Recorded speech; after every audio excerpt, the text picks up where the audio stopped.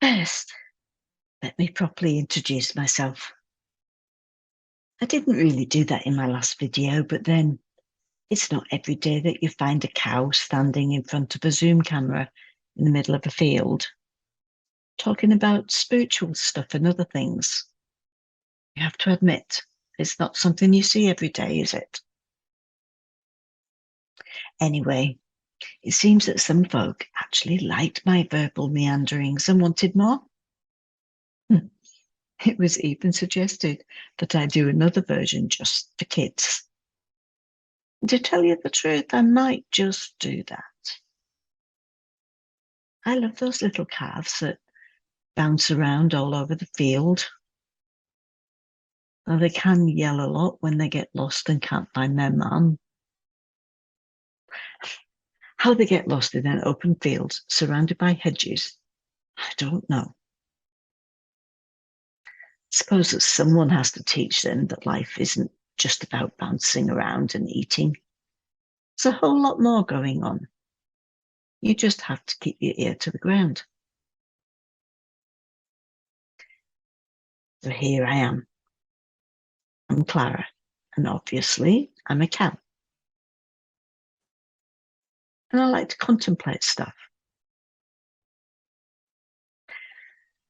One of the things I like to contemplate quite frequently is eating.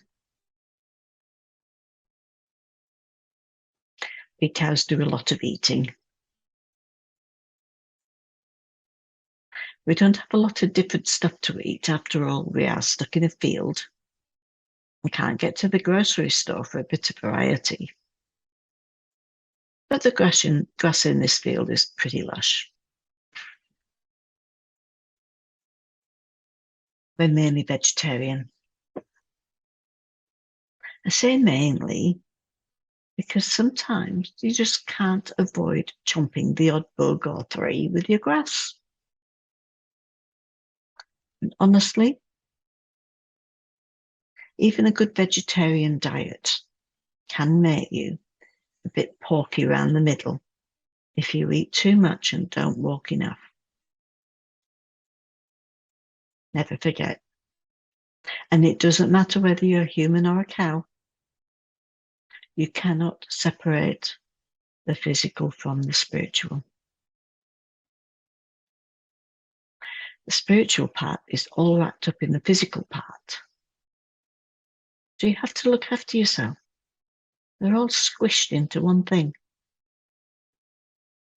A good friend of mine told me that one. And you'll probably hear me saying it more than once.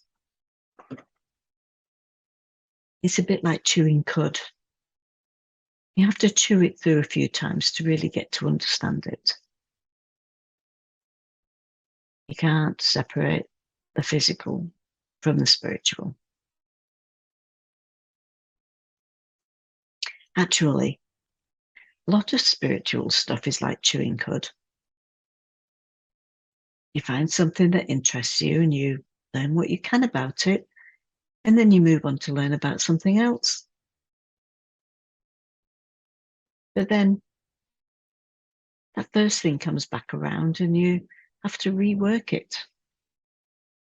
Either look at it from a different angle or dig a bit deeper to get more information. Yep, I can certainly see the similarities between spiritual stuff and chewing the cud, which I might tell you, I am known to do well. Lots of practice. So, talking of chewing, I heard the other day that some humans might get in a bit of a tizzy about some scientific studies that are proving that plants are sentient. Of course they are. But apparently, scientists are just catching on because they've worked out that plants go to sleep when someone gives them an anesthetic, sends them right off. And they can measure it on their machines.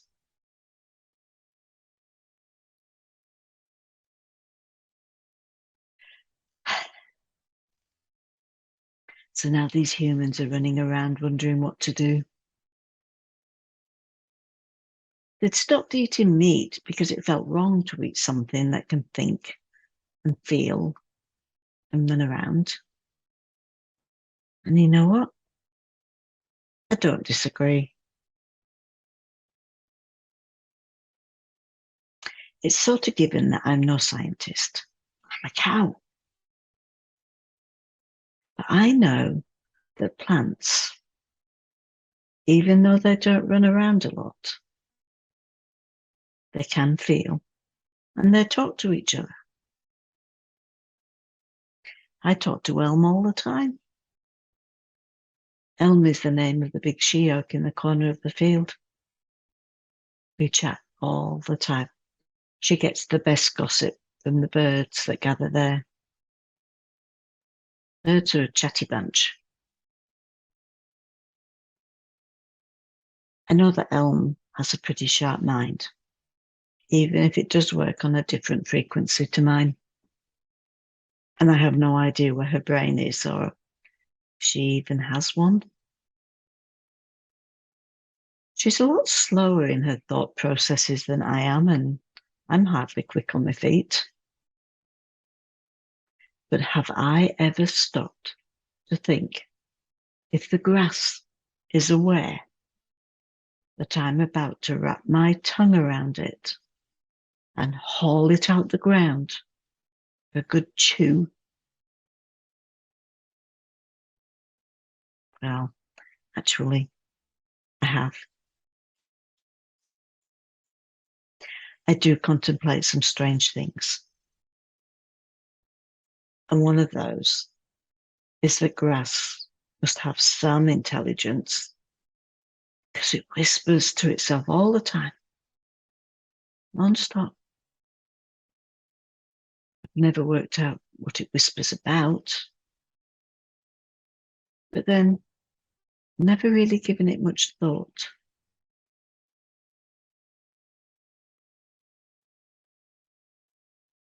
But for all the humans who are now worried that their lettuce might yell at them just as they're about to put it in their mouths,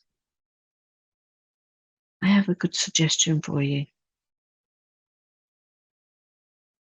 It's one I use with the grass. Say thank you. Sounds simple, doesn't it? If someone prepares your food for you, you say thank you. After all, that's just basic politeness. It's rude not to. So why not say thank you to your food? It doesn't matter if it's the meat or the veggies.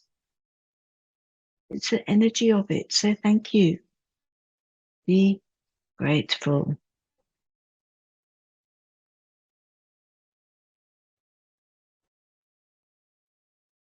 I know a lot of you humans believe in reincarnation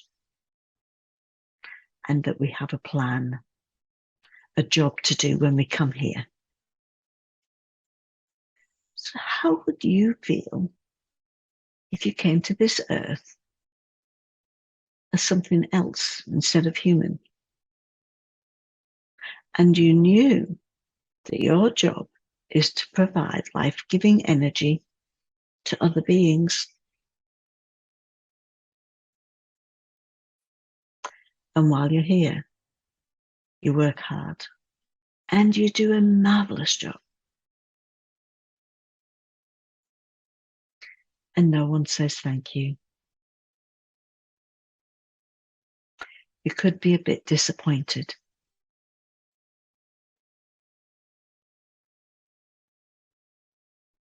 Sometimes in this world, the simplest things are all that's needed.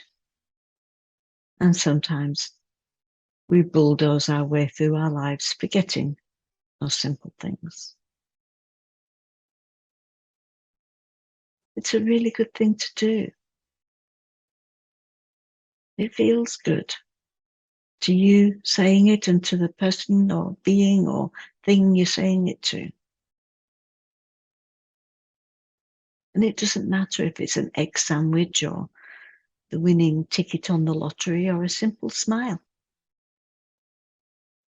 Say thank you.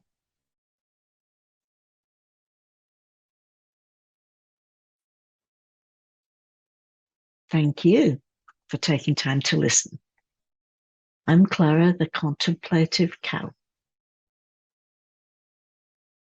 And if you like this, hit like and subscribe so you don't miss any other cow stuff I might throw about. And if you want a bit of a challenge, add up how many times in a day you say thank you. You can put the number in the comments if you want. I'm off to say thank you to my grass before I eat it. See ya!